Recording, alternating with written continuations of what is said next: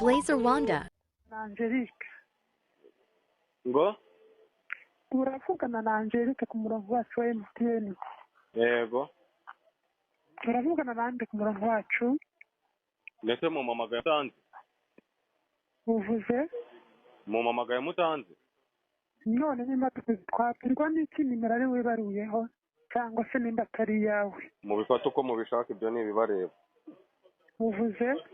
Mu bifata uko mubishaka ibyo ni ibibareba ndetse muhamagara umuntu mutazi. Reba wibaruyeho ubwo niwe njyewe. Ndetse telefone se yanjye ari ubwo tuyisangiye. Uva mbanze nkubwire wivuga nabi kuko ushobora gusanga oya nemukajya mumuzana ibyo bintu. Telefone ni yanjye ninjye uyifite ni yanjye ubwo ninjibaruyeho. Ahubwo washakaga iki? Nisezerano kuvugana cyangwa ntago wibaruyeho? Ni njyewe ni yanjye. None ko numva se ufunga umutwe. Nawe ufunga so wanjye. Uvuga amagambo adafite 12 kuvuga izina ryawe. Sawe ndakuriza cyangwa nkukupewe nubwo mamagaje wagisenze.